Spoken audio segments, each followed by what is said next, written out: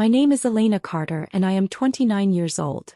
That night, I learned just how invisible I truly was to the people who claimed to love me. The sound of screeching tires still haunts me, a shattering impact, then silence. My body folded into pain as the car spun off the road. I remember the blur of red lights, the cold metal biting into my skin, the taste of iron flooding my mouth. Then darkness. When I woke, I was in the hospital. The ceiling was pale, humming with fluorescent light. My chest felt like it had been cracked open and every breath clawed its way out. Tubes tethered me like fragile strings. The nurse whispered gently, "You're lucky to be alive." But luck felt like mockery. I turned to my phone, desperate for comfort, for family. And there it was, the family group chat, alive and loud. But not for me. Photos. Dozens of them. My brother wrapped in a robe, cucumber slices on his eyes, champagne raised at some spa retreat. Laughter, emojis, inside jokes about self-care. Not a single word about me. Not a single visit. I scrolled with trembling fingers, each swipe a knife. The silence of their absence pressed against me louder than the beeping monitors. Days stretched, empty and aching, with no footsteps down the hall, no familiar faces at my bedside. The loneliness burned hotter than the broken bones. 3 days later I was discharged. Still weak, still in the stiff hospital gown, I sat alone at home on the edge of my bed. My phone buzzed in my palm. The screen lit up. 74 missed calls. And then one message from my mother. "Call us back now. It's serious." I stared at it. My chest tightened. After all their silence, all their absence, now it was serious? I pressed call, my hands shaking. The dial tone echoed like a drum in my ears. I braced myself, heart pounding, knowing the next voice would decide everything. And when she finally answered, I realized. Their definition of serious was nothing I could have ever prepared for. I waited for my mother's voice on the other end, but there was only silence. A long, painful silence that stretched out between us like an empty hallway. "Mom?" I finally asked, my voice trembling with the weight of the unanswered question. "Elena, it's not." She paused and I could hear the shakiness in her breath. "It's about your father." My stomach lurched. My father had been distant for years. But serious? What could possibly be serious enough for her to say that now, after everything? "You need to come home," she said. "We've been trying to reach you." I felt the blood drain from my face. "Oh, not this." "Mom, what are you talking about?" I'm barely standing after the accident. I'm in pain. Just come, Elena. Please. You need to be here." She sounded frantic, desperate, like something had broken. I couldn't move. I couldn't feel my legs anymore. I wanted to scream, to shout about the neglect, the silence, the fact that not once, not even when my life hung in the balance, had they reached out. But instead I found myself agreeing. "Fine," I whispered, my heart aching. "I'll come." I hung up, my hand shaking. The coldness in the air seemed to press closer, as if the room itself had turned against me. I had been in a hospital bed, alone, forgotten. And now I was to return not to the comfort of family, but to face something that felt even worse than the crash itself. What was it? What was this serious thing they needed me for? I could feel it in my bones. It wasn't just about my father. No, there was something darker, something hidden beneath the surface. I pulled on my coat, the weight of the world pressing against my chest. I left my apartment, my footsteps echoing in the hall as I walked out into the night. The chill in the air mirrored the numbness I felt inside. The truth, it was about to crush me. But I had no idea how deep this betrayal ran. The drive felt like a dream, or maybe more like a nightmare. The kind where everything is distorted but you still feel every inch of the pain. My hands gripped the wheel, knuckles white, eyes fixed on the road ahead. It was as if I were driving toward my own doom, unable to turn away. The streets were empty, quiet, and the world outside my car seemed as numb as I felt. The hospital gown was still tucked underneath my jacket, a constant reminder of my body's fragile state, but it felt like a distant reality. The thing that burned now wasn't the physical pain. It was the uncertainty. What could my family have hidden from me? What could be so dire that they only reached out after days of silence?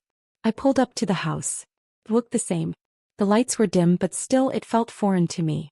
I hadn't been here in so long, not since the last time I tried to be a part of their lives. I stepped out of the car, my legs unsteady, and walked up the porch steps. The door swung open before I could knock. My mother's face was tight, pale, like she'd been awake for days, eyes rimmed with red. Her usual warmth had been replaced with an icy tension. "Elena," she whispered, pulling me into a hug that felt distant. "Come inside. We need to talk." I followed her inside, the house colder than it had ever been. The smell of the place was all wrong, stale air and something else I couldn't place. We sat down at the kitchen table. The usual clink of cups and quiet conversations between family members felt absent. My mother exhaled a long, pained breath. "Your father," she began. He's gone." I froze. The words didn't make sense at first. Gone? But he had just been. Gone where? I demanded, my voice shaking. "What do you mean gone?" My mother's eyes flickered to the hallway, a dark look passing between her and my father's office door. And then I understood. It wasn't just about my father. It never was. I could feel the air in the room grow thicker, heavier, as if the walls themselves were closing in on me. My mother's eyes didn't meet mine. Instead, she stared at the table, her fingers nervously tracing the edge of her cup. I was starting to understand. Starting to feel the slow, creeping dread fill me from the inside out. My throat was dry, my hands trembling again, but this time it wasn't just the aftermath of the crash. This was something far worse. My mother looked up and the sadness in her eyes was too much. It wasn't the sorrow of losing my father, not really. It was something else, something deeper, something hidden. "Elena," she said softly, almost apologetically. "I didn't want to tell you this over the phone, but your father left us. Left everything to your brother." I blinked, the words not quite fitting together. "Left us? He's not. No, he's not dead, but he's gone." He cut me off. Her voice wavered. "He's left us for good this time." The air around me began to suffocate. A coldness spread through my chest. "Why didn't you tell me? Why keep me in the dark?" I asked, the anger bubbling inside of me like a volcano ready to erupt. "We didn't want you to worry. You were always too sensitive, Elena. We didn't want to burden you with our mess." Her voice was tight, defensive. She looked away again as though she couldn't bear to see the pain her words were causing. Burden me? They never once considered how I might feel, how I might carry the weight of their lies. I stood up abruptly, the chair scraping against the floor. "Burden me? I've been here, suffering in silence while you too." I stopped myself. My voice faltered, the years of silence finally catching up with me. She didn't answer. He didn't have to. I could already hear the rest of it in the silence. My brother, he'd already been handed everything. Everything I was supposed to have. And I was nothing more than a forgotten afterthought. I turned toward the hallway, toward the office door. I could feel my heart pounding in my ears. What had my father been hiding in there? What was left for me to find? I didn't wait for my mother to say anything else. I had heard enough. Too much, maybe. My hands were shaking as I crossed the room, each step heavier than the last. I moved toward the hallway, my eyes fixed on the closed door to my father's office. The door that had always been a boundary between his world and mine. The one I had never been allowed to enter. The house was suffocating. The quiet was deafening. Every corner seemed to hide a secret. Every shadow felt like a betrayal. The weight of my family's silence pressed down on me and I couldn't breathe. I reached the office door and hesitated. My fingers brushed against the cool wood. The familiar texture under my fingertips now felt alien. With one swift motion I twisted the handle and pushed it open. Inside it was as cold as I had expected. The room was a tomb of unfinished business. Papers scattered across the desk, old books stacked in disarray, and the sharp smell of leather and dust in the air. But something else lingered. A tension, an unsettling energy, like the room had been waiting for me to find it. I stepped inside, my breath shallow. My eyes scanned the room, but it was the desk that drew me in. There, among the scattered papers, was a single envelope. Its edges were worn, like it had been handled many times before. I walked over to it, my pulse quickening. The letter had no name, no return address. Just a small, creased seal. I reached for it, my hands trembling, the anticipation building like a storm. As soon as I tore the envelope open, the truth spilled out in black and white. The papers inside were legal documents. My father's will. And there, at the very top, was the first line that hit me like a blow to the gut. "To my son Thomas Carter, I leave all assets, including the house, the business, and my full estate." I read it again, slower this time, but the words didn't change. My father had left everything to my brother. Everything. And there I was, forgotten. A ghost. I couldn't move. The letter fell from my hands, landing softly on the floor. But the devastation? That lingered in the air, suffocating me, drowning me in the weight of the lies. The room felt smaller, the walls closing in around me as I stared at the will, my father's words burning through me like acid. It didn't make sense. Why had he chosen Thomas over me? I stumbled back, almost knocking over a chair as I retreated from the desk. The truth felt like a weight pressing down on my chest, suffocating me. I thought about my father, the man who had always kept his distance, but I never imagined this. My fingers fumbled at my phone, my heart pounding in my ears. I needed to call him. Thomas. He had to know about this. We both did. But when I hit the call button, I hesitated. The truth kept gnawing at me, and the anger surged again, hotter now, sharper than before. What if he had known? What if he had been in on it? The idea stung more than I could bear. The phone rang twice before Thomas picked up. Elena. His voice was calm, too calm. Why? I demanded, barely able to keep my voice steady. Why did he leave everything to you? There was a long pause on the other end. Then, Elena, calm down. You're overreacting. Dad was always going to leave me the business. You know that. The words felt like a slap. Overreacting? Was that all this was to him? I don't care about the business. I shouted, the frustration and pain bleeding into my voice. I care about why you're the one he trusted. Why not me? Why didn't he even consider me? Was I nothing to him? Another long silence. This time the silence wasn't just on the phone. It was in my own soul, expanding in the pit of my stomach. Elena, Thomas finally said, his voice cold, detached. You were always the one who left, the one who couldn't handle the family. It was always me, remember? I stuck around. I made the choices that mattered. You never understood that. I could feel the sting of his words like a slap across my face. My heart shattered in my chest, but in that moment I understood. He hadn't just taken my father's inheritance. He'd taken the years, the trust, everything that was mine by right. The betrayal was deeper than I had ever imagined. I hung up on him, the phone call ending in a cruel click. But it wasn't enough. Nothing was enough. The betrayal weighed heavily on my chest, and it felt like I could never catch my breath again. I needed to confront him, to confront all of them. I stood there in the dimly lit office, the weight of the world on my shoulders, my mind racing with questions. Why had they done this? Why hadn't anyone told me the truth? Why had they let me suffer in silence while they carried on without me? The air in the house was thick with unspoken words, and I couldn't stand it anymore.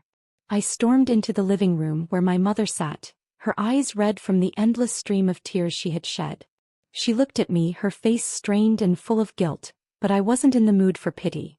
Mom, tell me the truth, I demanded, my voice breaking as I stood before her. Why did Dad leave everything to Thomas? Why didn't you tell me? Her gaze dropped to the floor as though she were trying to find some way to explain it. But there was no explanation. Elena, she whispered, her voice so small. Your father. He always thought you were too sensitive, too emotional. He never believed you could handle the responsibility. He thought Thomas was the one who could take over. He thought you didn't want it. I felt a cold rush of anger surge through me. Didn't want it? I was always the one who tried to make things right. I've spent my whole life fighting for this family, fighting for him, and he never saw it. Tears pricked at my eyes, but I pushed them back. I had no room for weakness now. No room for tears. I was never good enough for him, was I? I choked out, my heart breaking with each word. And neither were you. You just let him do it. Let him make that choice. I could see the guilt in my mother's eyes, but it wasn't enough. The truth was clear now. It wasn't just my father I was fighting against. It was this entire family, this web of lies that had kept me on the outside. But no more. I walked toward the front door, the sound of my steps echoing in the silence of the house. I was done waiting. Done hiding. This was my fight now. I didn't look back as I stepped out the door. My feet carried me forward, my heart heavy but determined. This wasn't just about the inheritance. It was about everything I had given, everything I had lost. The pieces of me that I had left behind for a family that never saw me. The world outside was darker than I remembered.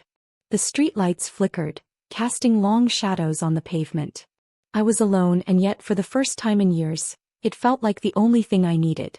I didn't want to be part of that toxic web anymore. I wasn't a victim, and I wasn't going to play by their rules. If they wanted me to be a shadow, they would see me rise.